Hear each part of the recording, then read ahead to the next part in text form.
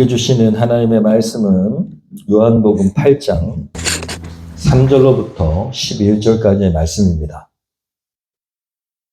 요한복음 8장 3절로부터 11절까지의 말씀, 제가 개역개정 성경으로 봉독합니다.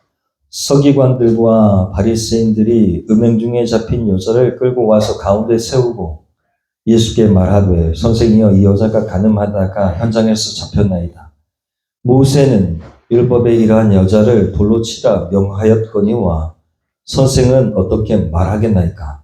그들이 이렇게 말하면 고발할 조건을 얻고자 하여 예수를 시험함이라. 예수께서 몸을 굽히사 손가락으로 땅에 쓰시니 그들이 묻기를 마지 아니하는지라. 이에로나 이르시되, 너희 중에 죄 없는 자가 먼저 돌로 치라 하시고 다시 몸을 굽혀 손가락으로 쓰시니, 그들이 이 말씀을 듣고 양심의 가책을 느껴 어른으로 시작하여 젊은이까지 하나씩 나가고 오직 예수와 그 가운데 섰는 여자만 남았더라. 예수께서 일어나사 여자 외에 아무도 없는 것을 보시고 이르시되, 여자여, 너를 고발하던 그들이 어디 있느냐? 너를 정죄한 자가 없느냐? 대답하되, 주여, 없나이다. 예수께서 이르시되, 나도 너를 정죄하지 아니하노니 가서 다시는 죄를 범하지 말라 하시니라. 아멘. 쉬운 성경 인쇄 번역 성경으로 한 절씩 교독하겠습니다. 3절을 제가 봉독합니다. 율법 학자들과 바리새파 사람들이 간음하다가 잡힌 여자를 끌고 와서 가운데 세워놓고 예수께 말하되, 선생님, 이 여자가 간음하다가 현장에서 잡혔습니다. 모세는 율법에 이런 여자들을 돌로 쳐 죽이라고 우리에게 명령하였습니다. 그런데 선생님은 뭐라고 하시겠습니까? 그들이 이렇게 말한 것은 예수를 시험하여 고발할 구실을 찾으려는 속셈이었다. 그러나 예수께서는 몸을 굽혀서 손가락으로 땅에 모으신 자를 쓰시고 그들이 다그쳐 물었다. 예수께서 몸을 일으켜 그들에게 말씀하셨다. 너희 가운데서 죄 없는 사람이 먼저 이 여자에게 돌을 던져라. 그리고는 다시 몸을 굽혀서 땅에 모으신 자를 쓰셨다. 이 말씀을 들은 사람들은 나이가 많은 이로부터 시작하여 하나하나 떠나가고 마침내 예수만 남았다. 그 여자는 그대로 서 있었다. 예수께서 몸을 일으키시고 여자에게 말씀하셨다. 여자여, 사람들은 어디 있느냐? 너를 정죄한 사람이 한 사람도 없느냐? 11절, 여자가 대답하였다. 주님, 한 사람도 없습니다. 예수께서 말씀하셨다. 나도 너를 정죄하지 않는다. 가서 이제부터는 다시는 죄를 짓지 말아라. 아멘. 할렐루야. 오늘 주신 말씀 가지고 한눈 감기라는 말씀의 제목 가지고 우리 오늘 주신 말씀 나누고 또 새롭게 결단하고 새로운 삶을 시작하는 이번 한 주간 되기를 축원합니다.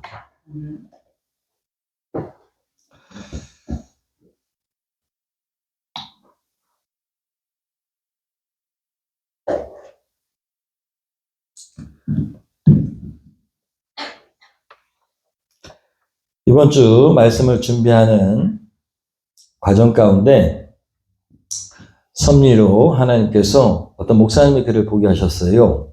그 글의 제목은 노안입니다. 목사님이 친구들과 노안에 대해서 이야기를 나누다가 노안은 하나님의 선물이다라고 결론 짓게 됐답니다. 요즘에 제 아내도 그렇고 저도 그렇고 이 노안이 와가지고 가까운 게 잘 안 보여가지고 돋보기를 필요로 할 때가 있습니다. 어느 정도 큰 글자는 괜찮은데 자꾸만 작은 글자가 안 보여요. 왜 이분들은 노안이 하나님의 선물이다라고 이야기했느냐면, 나이가 들면 먼 곳을 내다볼 줄 아는 눈이 있어야 한다는 것입니다. 그렇지만 반대로 가까이 보이는 허물 같은 그런 약점들은 적당히 눈을 감아줄 줄 알아야 된다는 것이죠. 혹시라도 철이 덜 들어가지고 자꾸 지적하고 그리고 사람을 잃게 될까봐 하나님께서는 노안을 주신다는 결론에 이르렀다라고 쓰여져 있었습니다. 얼마나 좋은 글인지. 여러분, 정말 연세 드신 분들이 대접받는 그런 상황들을 제가 많이 봐요. 제가 존경하는 목사님이 얼마나 입이 무거우신지 한번 말씀하실 것 같은데도 절대 말하잖아요. 그리고 좋은 얘기만 합니다. 말씀도 많이 안 하시는데 목사님은요 행동파입니다. 그래서 베풀고 나누고 젊은 사람들이요 그 목사님을 아직도 존경하고 좋아합니다. 대다수의 연세 드신 목사님들은 만나기를 꺼려하죠. 왜 그럴까요? 지적을 하기 때문입니다. 그리고 잔소리처럼 계속 말씀하시기 때문이죠. 말씀이 맞는 거예요. 그래서 대접받는 비결 다른 거 없습니다. 가까이 보이는 허물을 이해하고 인정하고 그냥 덮어주는 한눈과 함께 달인이 되면 여러분을 지혜로운 사람이라고 생각할 것입니다. 이 한눈 감기는요, 너그러운 눈은 더욱 좋아지기를 소원합니다. 그리고 멀리 내다보는 해안도 좋아지기를 소원합니다. 시력이 좋아져야 됩니다. 그런데 다른 사람의 허물을 발견하고 들춰내는 눈은 인애의 마음으로 닫혀지기를 원합니다. 그래서 한눈 감기입니다. 멀리 봐야 되는 눈은 점점점 시력이 좋아지고 보지 말아야 되는 것은 감자라는 뜻입니다. 그래서 오늘 제목이 뭐라고요? 한눈 감기입니다.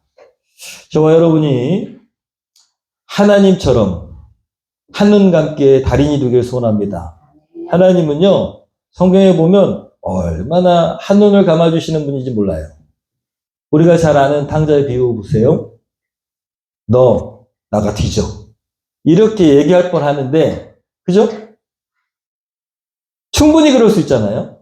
그런데 그렇게 아버지에게 돈을 받아가지고 반이나 그것도 재산의 반을 받아가지고 탕진한 그 아들이 돌아왔을 때 아들을 어떻게 하셨습니까? 그 아버지가 너는 내 아들이다. 무슨 종으로 써달라고 그러니 여기 가락지 받아라 하고 용서해 주신 그 아버지가 누구시라고요? 하나님이시라는 거예요. 여러분, 저와 여러분이 하나님의 자녀인데 그 하나님을 닮아가기를 소원합니다. 그리스도의 제자로서 예수 그리스도의 그 마음을 본받기를 소원합니다.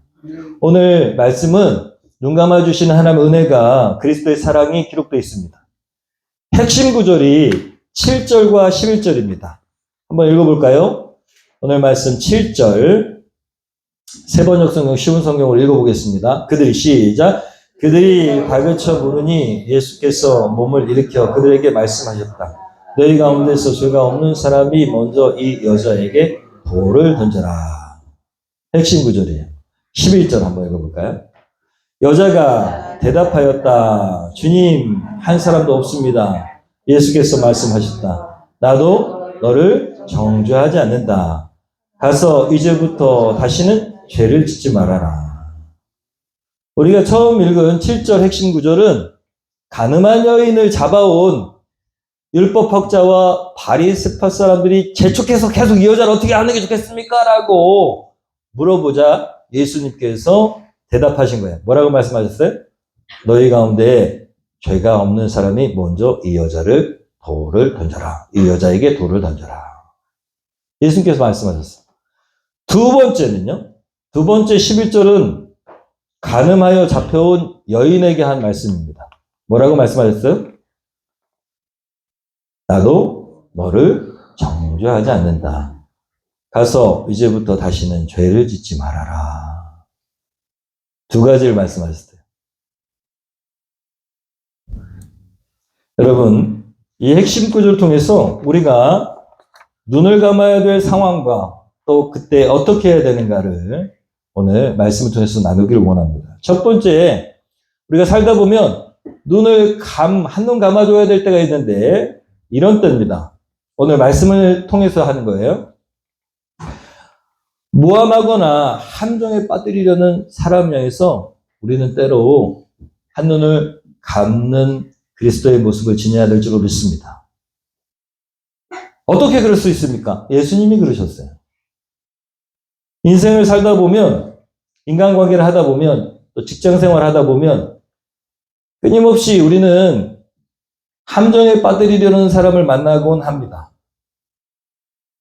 이유 없이, 이유는 없을지도 모르지만 어쨌든 간에 끊임없이 우리 모함하거나 또 뒤에서 수근거리면서 그것을 조장한 사람도 있습니다. 얼마나 악한 영, 사단 같은지 몰라요. 있어요. 와, 어떻게 그렇게 악독할 수가 있을까 생각합니다. 함정에 빠뜨려가지고. 그리고 정말 나는 잘못한 거 없는데도 괜히 그렇게 모함하고. 그런데 예수님은요, 자신은 함정에 빠뜨리려고 하는 사람들에게 진노하거나 복수하거나 대적하지 않으셨습니다.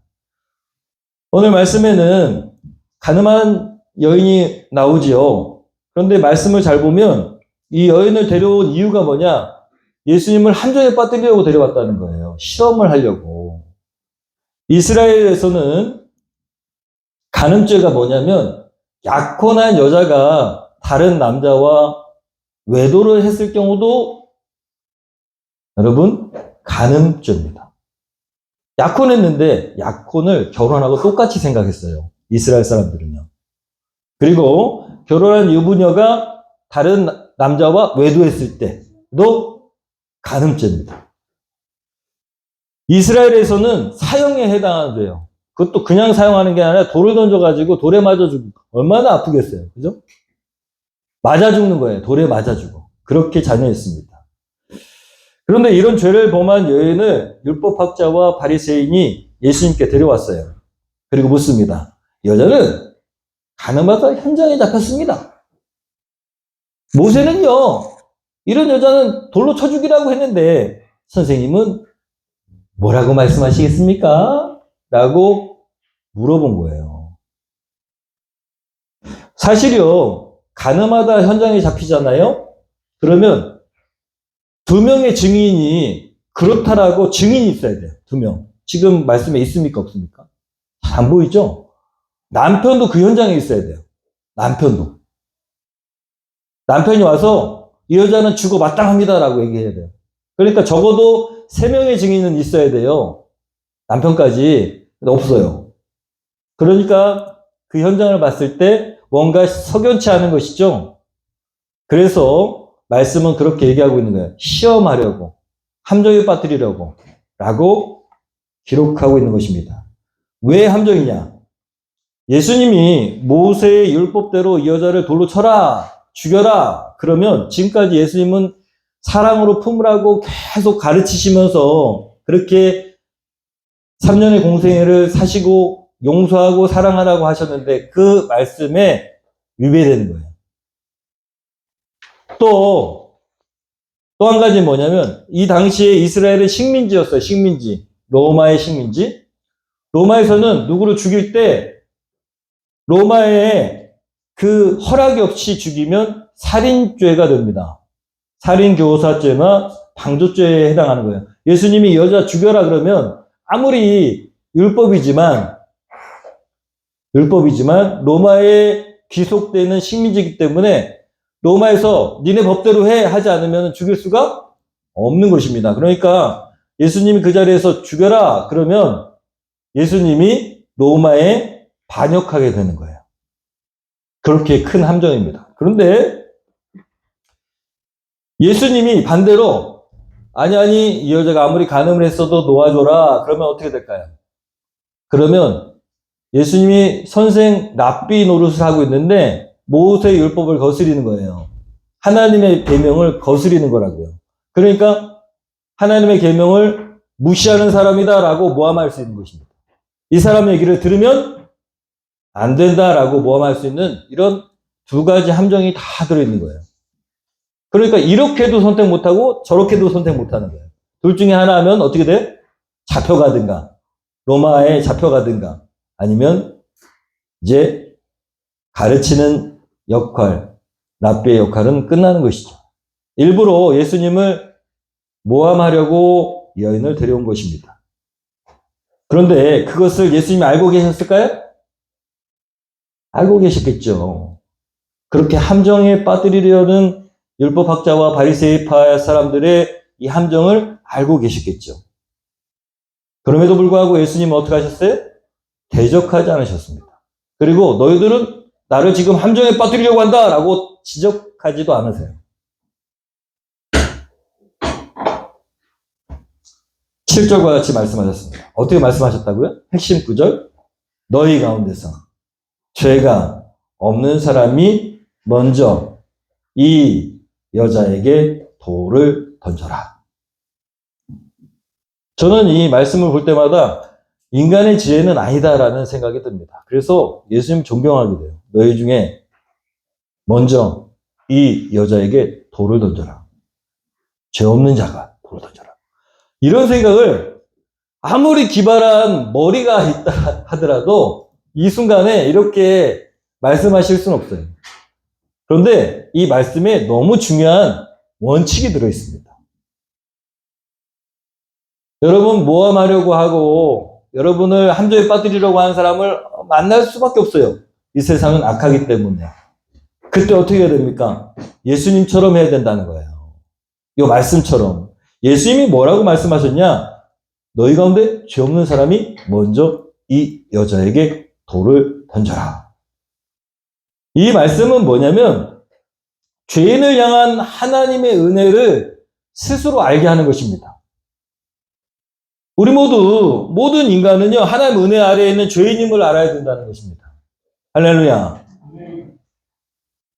여러분, 우리는 죄인입니다. 왜 죄인입니까? 어떻게 죄인인지 압니까? 하나님의 은혜가 없이는 안 된다는 것을 이스라엘 사람도, 이 당시 이스라엘 사람도 알았고요. 그리고 우리도 아는 존재입니다. 하나님의 은혜가 없으면 안 됩니다. 우리는 죄인입니다. 그런데 예수님이 이렇게 말씀하신 이유가 뭐냐? 너희들은 다 하나님의 은혜 아래에 있는 존재다라고 얘기하시는 거예요. 우리는 죄인이다라고 말씀하시는 거예요. 인간은 죄인이다라고 말씀하시는 거예요. 하나님의 은혜 없이는 안 된다라고 말씀하시는 거예요. 여러분, 사람은 하나님의 은혜와 사랑 아래에 존재하고 있다는 것을 알게 될 때 자신을 돌아보게 되어 있는 것입니다. 우리를 모함하려고 하는 사람들에게 어떻게 됩니까?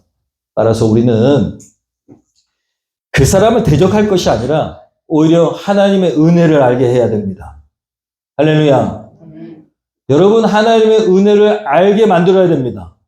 우리를 대적하는 사람에게 우리를 모함하려고 하는 사람에게 우리가 하나님의 은혜를 알게 해야 됩니다. 그것이 그리스도인의 승리의 비결입니다. 우리가 어떻게 승리할 수 있습니까? 똑같이 대적하고 똑같이 모함하고 똑같이 함정을 받는 게 아니라 예수 그리스도의 이 말씀이 우리의 능력이 되어야 됩니다. 우리가 어떤 존재가? 죄인이다. 하나님의 은혜 아래 있어야 한다. 여러분, 하나님의 은혜를 그에게 알게 해야 됩니다. 하나님의 은혜를 어떻게 알게 할 수 있을까요? 하나님께서 우리를 향해서, 죄인인 우리를 향해서 눈을 감아주셨던 것처럼 우리도 그를 향해서 한눈을 감아줘야 된다는 것이죠. 예수님이 그 자리에서 욕을 해가면서 이 썩을 놈들, 진노의 자식들아, 하늘에서 내려오는 불을 받아라! 이렇게 할 수도 있었을 거 아니에요. 그렇죠. 예수님이 그러실 수 있습니다. 그런데 예수님께서 이렇게 말씀하신 것은 하나님의 은혜를 강조한 거예요. 죄 없는 자가 먼저 돌로 쳐라. 다시 말하면 너희들은 하나님의 은혜 아래에 있는 존재들인데 누가 죄라 얘기할 수 있겠느냐. 이렇게 말씀하시는 거잖아요. 여러분, 하나님의 지혜의 비결은 오직 하나님의 사랑 안에서만 발휘됩니다. 예수님이 이렇게 말씀하실 수 있는 비결은 뭐냐? 하나님의 사랑이 예수님 안에 가득 차 있기 때문입니다. 예수님이 하나님의 사랑이시기 때문이죠. 할렐루야. 베드로전서 4장 8절 한번 읽어보겠습니다. 새 번역입니다. 무엇보다도 시작. 무엇보다도 먼저 서로 뜨겁게 사랑하십시오. 사랑은 허다한 죄를 덮어줍니다. 여러분, 우리는 사랑해야 됩니다. 사랑해내려고 노력해야 됩니다. 사랑은 감정이 아닙니다. 사랑은 스킬, 기술입니다. 사랑해내려고 노력하는 기술입니다. 여러분, 주님 앞에 그 사람을 사랑하려고 한다면 그 사람의 허물을 눈감아 줄 수 있습니다. 허다한 죄를 덮어줄 수 있는 것입니다. 그렇기 때문에 여러분 기도해야 됩니다. 성령님의 은혜 없이는 불가능합니다. 두 번째로 우리가 한눈 감기를 행해야 될 때가 언제일까요? 읽어보겠습니다. 스스로의 시작. 스스로의 죄와 실수 인해 공경에 처한 사람에게 한눈 감기. 우리 주변에는요, 우리에게 실망을 안겨주는 사람이 참 많습니다. 우리를 모함에 빠뜨리려는 사람도 있지만 때로는 우리가 실망감이 들게 하는 사람이 많습니다. 우리를 배신할 수도 있고 그 사람의 실수로 인해서 우리가 실망감이 계속 사로잡힐 때가 있습니다. 여기 가늠한 여인처럼 여러분, 여자가 어떻게 보면 죄로 인해서 한 번에 실수를 한 거잖아요. 배우자에게 엄청 큰 상처를 안겨줬을 겁니다. 주변 사람들이나 가족들에게 엄청 큰 상처를 안겨줬을 거예요.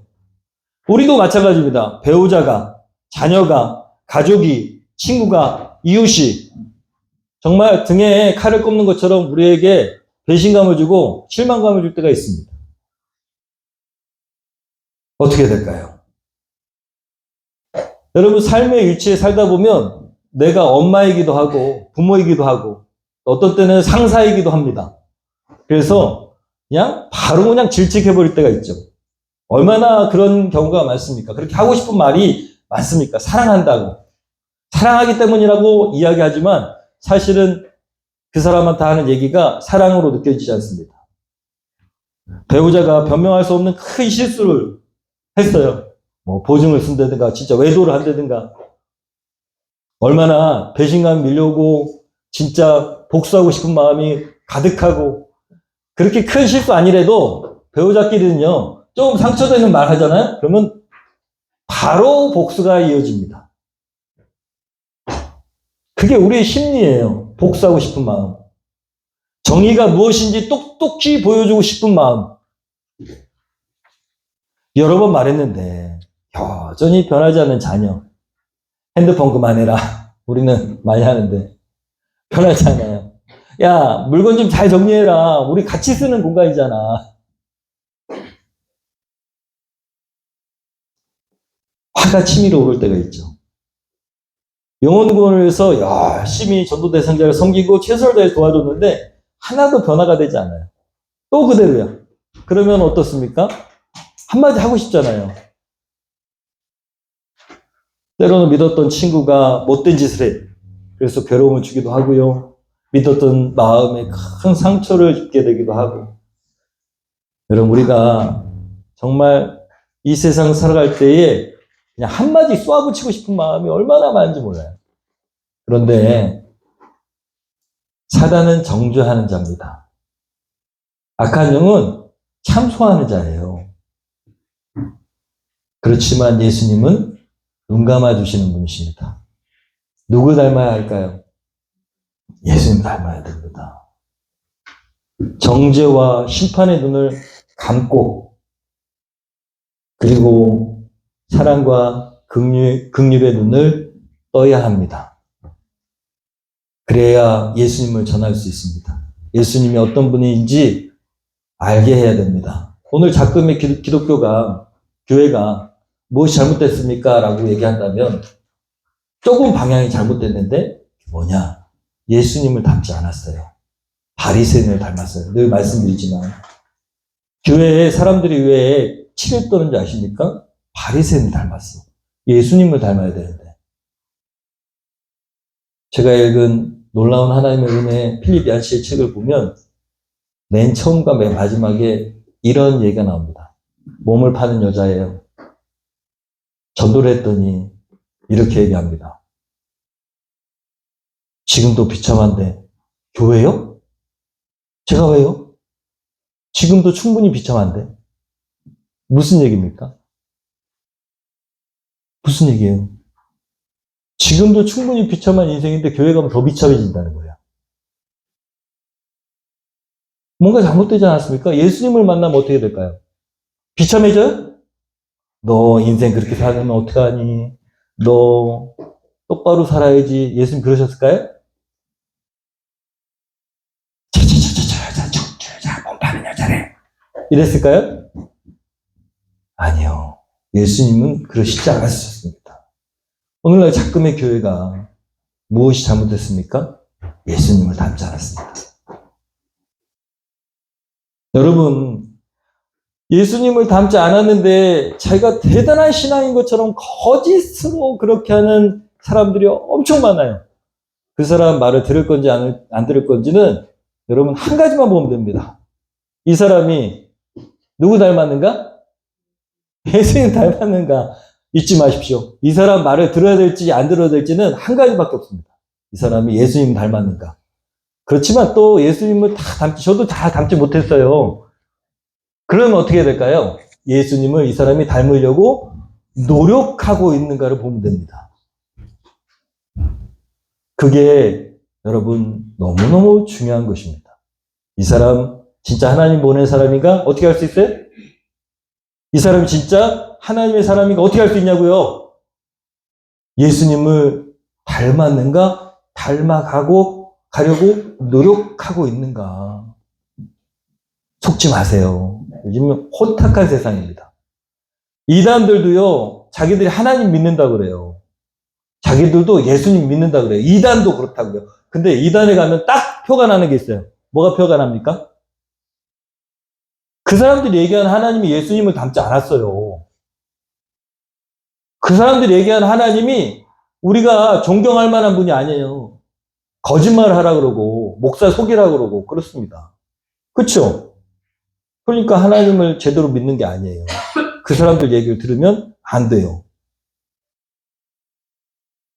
여러분, 끊임없이 우리는 예수 그리스도를 닮아야 되고 또 끊임없이 실수하는 사람을 향해서 예수님과 같이 말씀해야 됩니다. 어떻게? 예수님이 어떻게 말씀하셨어요? 나도 너를 정죄하지 않는다. 읽어보겠습니다. 가서 이제부터 다시는 죄를 짓지 말아라. 여러분 이 말씀 되게 중요한 말씀이에요. 중요한 말씀입니다. 보세요. 예수님은 죄가 없으신 분이신데 가늠하다 현장에서 잡힌 여자에게 유일하게 돌을 던지실 수 있는 분입니다. 죄 없는 자가 돌로 쳐라라고 하셨으니까요. 이 여인에게 돌을 칠 수 있는 유일한 분은 예수님이에요. 그런데 뭐라고 그러셨어요? 누가 남아있는 사람이 있느냐? 너에게 돌을 던지려고 남아있는 사람이 있느냐? 물으시죠. 없습니다. 그러니까 뭐라고 말씀하셨어요? 나도 너를 정죄하지 않는다. 나도 너에게 돌을 던지지 않겠다. 얼마든지 질책하고 권위를 부리고 너는 죽어 마땅하다라고 돌을 던질 수 있는 예수님임에도 불구하고 예수님이 분명하고 단호하게 말씀하신다는 거예요. 정죄하지 않겠다. 눈 감아 주셨다는 거예요. 그러려면 이 여인이 살아온 모든 배경까지 다 이해할 수 있어야지 눈 감아 줄 수 있거든요. 여인에게 긍휼의 마음을 품으셨죠. 여러분 사람을 바꾸는 것은 정죄하고 질책하는 것이 아니라 불쌍히 여기는 예수님의 긍휼의 마음으로 품어내는 것입니다. 아멘 해야 됩니다. 무조건 눈 감는 것이 아닙니다. 대신 무조건 눈 감는 것이 아니에요. 예수님이 무조건 그냥 너 죄 없어라고 눈 감아 주신 게 아니에요. 분명히 말씀하십니다. 이제부터 다시는 죄를 짓지 말아라. 분명히 말씀하셨어요. 죄는 나쁜 것이다. 죄는 지어서는 안 된다. 죄는 미워해야 된다라는 것이에요. 죄는 미워해야 되는데 여러분 죄를 지은 실수한 이 여인의 실수는 눈 감아 주신 거예요. 이것이 우리의 원칙입니다. 자, 남편들 섬기라고 했더니 남편들이 막 못 살게 그러는데도 다 섬겨줘요, 그냥. 뭐 잔소리도 안 해? 그거 아닙니다. 할 얘기는 정확히 해야 돼요. 이게 용기입니다. 남편한테 싸대기 맞아도 할 얘기는 해야 돼. 그렇게 살면 하나님 기뻐하시지 않는다. 그렇지만 나는 당신을 이해한다. 두 가지를 다 잃어버리면 안 됩니다. 권위를 잃어버리면 안 돼요. 영적인 권위를 잃어버리지 않고도 얼마든지 남편에게 인자한 말을 할 수 있어야 됩니다. 그런데 둘 다 잃어버려요. 인자한 말도 잃어버리고 또 뭐도 잃어버려요? 인내도 잃어버려. 하고 끝내. 속 시원하죠? 남편은 여러분을 가볍게 여깁니다. 제가 제 아내를 보면 알 수 있는데 제 아내는 절대 그렇게 하지 않습니다. 제가 이만큼 변한 거는 하나님의 은혜이기도 하지만 제 아내의 행동이 와, 저 여자는 참 무섭다. 이런 생각을 할 때가 있어요. 화를 내지 않으니까요. 정확하게 얘기합니다. 여러분, 기도하면서 정확하게 얘기해야 돼요. 남편이 다 옳은 거 아니에요. 아닌 건 아니라고 얘기하지만 여러분, 분명하게 기도하고 예수님의 성품으로 이렇게 얘기해야 됩니다. 나도 너를 정죄하지 않는다. 나는 당신을 정죄하지 않아요. 그렇지만 이것은 잘못된 거예요. 바뀌어야 돼요. 라고 얘기해야 된다는 거예요. 여러분, 우리가 무조건 눈 감는 게 다가 아닙니다. 그렇지만 우리가 알아야 됩니다. 우리에게도 분명한 똑같은 죄가 있다는 것을 알아야 되고, 그리고 죄는 나쁘다는 걸 알아야 됩니다. 마태복음 7장 1절 그리고 5절 한번 읽어볼까요? 예수님 말씀하셨어요. 너희가 시작. 너희가 심판을 받지 않으려거든 남을 심판하지 말아라. 5절. 위선자야 먼저 내 눈에서 들보를 빼내어라. 그래야 내 눈이 잘 보여서 남의 눈 속에 있는 티를 빼줄 수 있을 것이다. 우리가 눈 감아야 되는 이유가 뭐냐? 내 눈 안에 들보가 있기 때문이에요. 나도 함부로 그 사람한테 얘기할 수 없는 이유가 뭐냐? 나도 똑같기 때문이에요. 예수님은 얘기할 수 있는 분이심에도 불구하고 얘기 안 하셨어요. 정확하게 얘기하셨죠? 죄는 나쁜 거다. 다시는 짓지 말아라. 그렇지만 나도 너를 정죄하지 않는다. 여러분, 여인이 변했을까요? 알 수가 없습니다. 그렇죠. 분명한 것은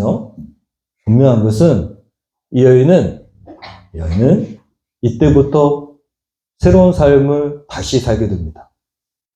이 여인이 변했는지 안 변했는지 알 수 없어요. 알 수 없어. 그런 내용은 없습니다. 분명한 것은 이 여인은 새로운 삶을 얻었다는 것입니다. 원래는 어떻게 돼야 되는데? 죽어야 되는데. 어떻게 죽어야 되는데? 비참하게 돌에 맞아 죽어야 되는데 예수님을 만나서 이 사람은 생명이 연장됐어요. 여러분, 우리가 이걸 알아야 됩니다. 우리는 예수님을 통해서 생명이 연장된 사람이라는 사실을 잊어버리면 안 됩니다. 우리도 똑같은 인생이라는 거예요. 우리도 똑같이 이 가늠한 여인처럼 똑같이 죽어 마땅한 죄를 짓는 인간이라는 거예요. 예수님을 만났기 때문에 우리가 그렇게 변하고 그리고 지금까지 살아오고 있다는 것이고 앞으로도 그리스도의 은혜 가운데 영생할 수 있다는 것입니다. 그걸 모른다면 위선자가 될 가능성이 많다는 것이죠. 여러분, 위선자는 예수님이 너무너무 싫어하십니다. 위선자는 그리스도인이 아닙니다. 제가 말씀을 준비하다가 김장한 목사님의 글을 하나님의 섭리로 또 보게 됐는데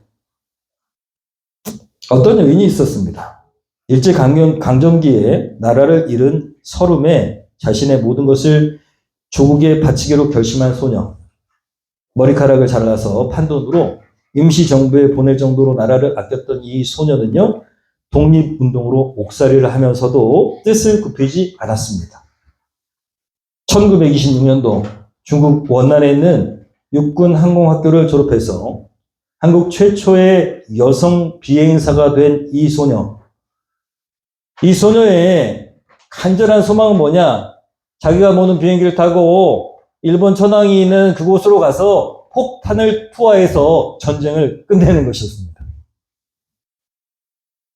그렇지만 끝내는 소원을 이루지 못하고 일본이 패망하게 됐죠. 이 뛰어난 소녀는 일본 전투기들 무찔러서 중국 정부로부터 무공훈장까지 받았대요.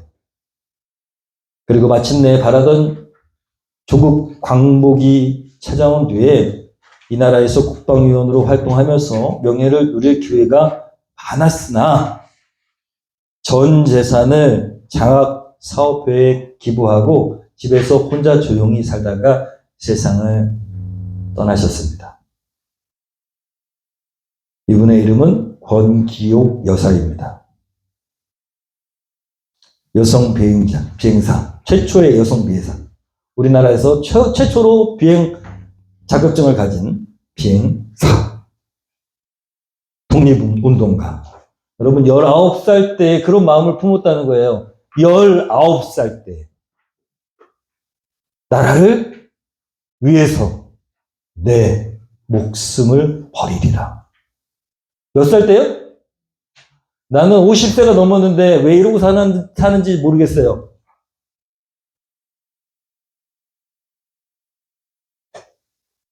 너무 이 권기용 여사에 비하면 너무 부끄럽습니다. 그렇지만 우리는 하나님 나라를 위해 살아가는 줄로 믿습니다.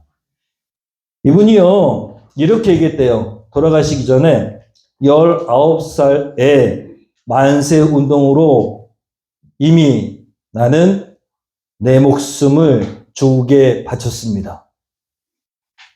나라를 위해 죽는 것이 당연하다고 여기고 살다가 광복을 맞이했으니 이후의 삶은 덤으로 사는 것이나 마찬가지입니다.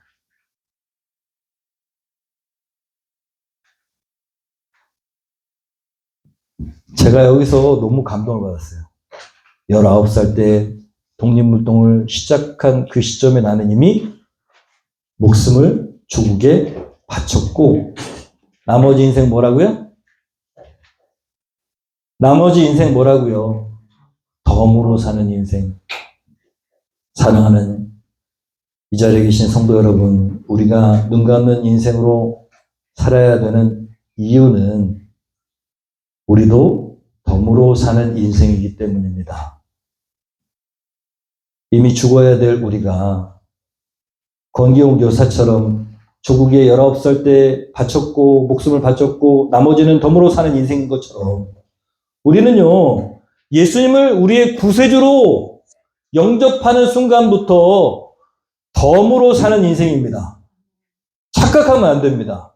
우리는 예수님을 우리의 주인으로 모시는 순간부터 나머지는 덤으로 사는 인생입니다.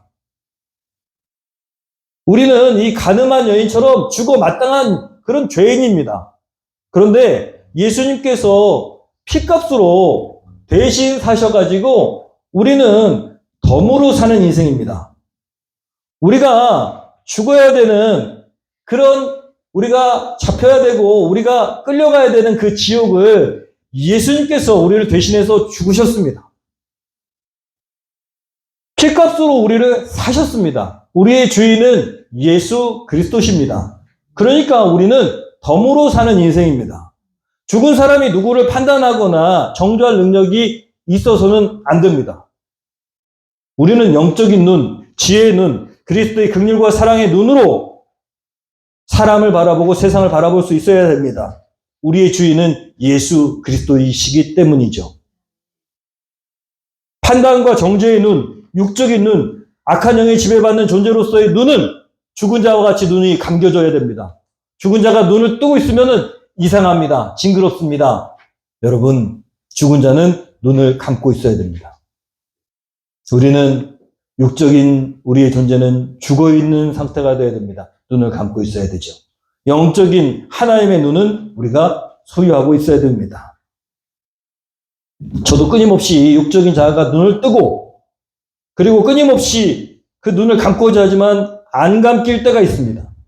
대적하고 싶고 돌을 던지고 싶고 질책하고 싶고 끊임없이 전도 대상자를 섬길 때 꿈쩍도 하지 않고 지키지도 않을 약속만 늘어놓는 그 전도 대상자가 한마디 하고 싶을 때가 있습니다.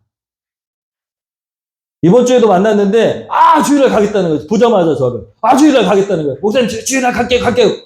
제가요 너무 화가 나가지고 속으로는 그 닥쳐! 이렇게 하고 싶은데 그럴 수 있어야죠. 죽어야지. 그 닥쳐! 몇 번을 내가 속은지 몰라. 그러고 싶다고요. 그런데 괜찮다고 그렇게 약속하지 않아도 된다고 그냥 나하고 나중에 밥이나 한번 먹자고. 여러분 왜 그래야 됩니까? 비판과 정죄의 눈은 감아야 됩니다. 아이들과 아내를 바라볼 때도 저는 마찬가지입니다. 일찍 일어났으면 좋겠고 그러기 위해서 일찍 잤으면 좋겠고 핸드폰 적당히 했으면 좋겠고 자기 열심히 자기가 알아서 했으면 좋겠고 자기 인생을 좀 돌아볼 수 있었으면 좋겠고 스스로 지혜롭게 처신했으면 좋겠고 그게 제 사랑의 마음이라고요? 아니요. 어떤 때는 그게 사실은 질책하고 싶은 정죄하고 싶은 인간적인 육적인 마음일 수도 있습니다. 나도 그렇게 살지 못하는데 자꾸 남을 판단하는 눈이 떠지는 것이죠.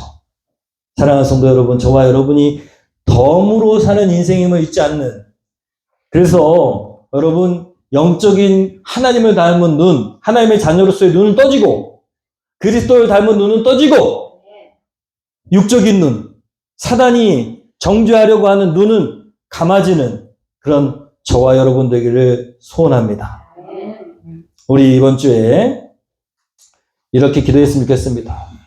우리 힘들게 하는 사람이 있을 거예요.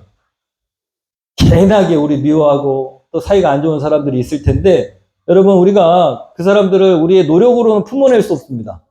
눈 감아줄 수가 없어요. 그런데 그러기 위해서 그 사람들을 위해서 기도해야 됩니다. 정말 나를 모함하고 나를 힘들게 하고 나를 괴롭게 하고 예수님도 그러셨던 것처럼 힘들게 하는 사람 그리고 사이가 좋지 않은 사람 나를 괜히 모함하려고 하는 사람 있습니다. 여러분 힘들게 하는 사람을 위해서 다른 건 못하더라도 눈을 감고 눈을 감는다는 게 뭐예요? 기도하라는 겁니다. 눈 뜨지 마시고 그런 사람 있으면 눈을 감고 여러분 그래서 한눈 감기를 꼭 하셔서 눈을 감고 기도하시기를 바랍니다. 우리가 살다 보면 사랑한다고 라는 거짓말이에요.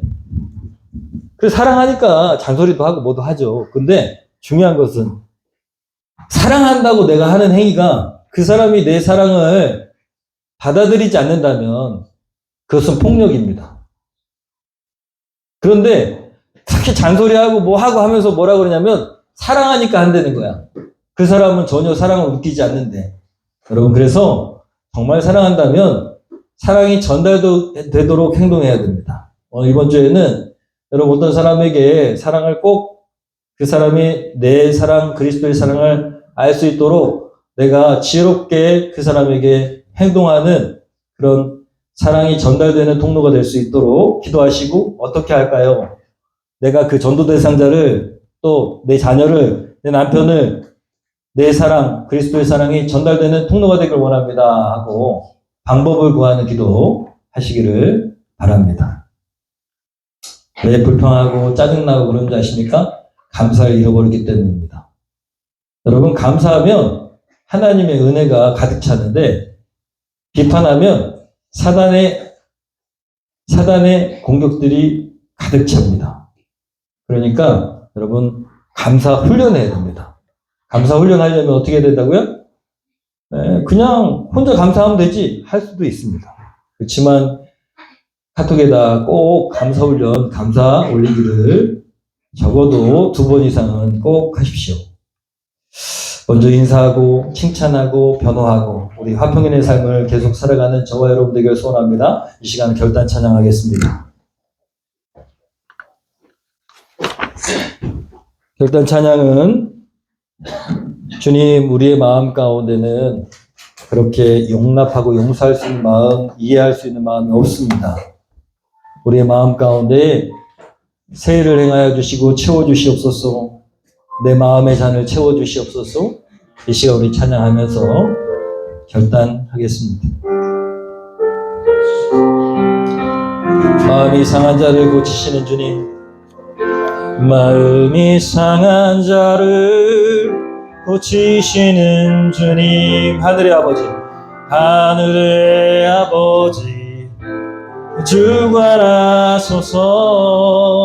주에게로 인도하사 자유케 하소서. 세일을 행하사 분께 하소서. 의에 줄이고 목이 마르니 성령의 기름 부소서.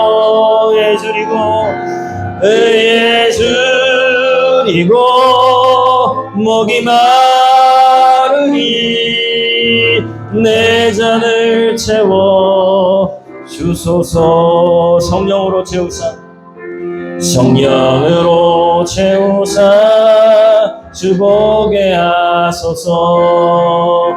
주의 임재 속에 은혜 알게 하소서. 주의 때로 살아가리 날까지 나를 빚으시고 새날 열어주소서. 줄이고 목이 마르니 성령의 기름 부소서. 의에 줄이고 목이 마르니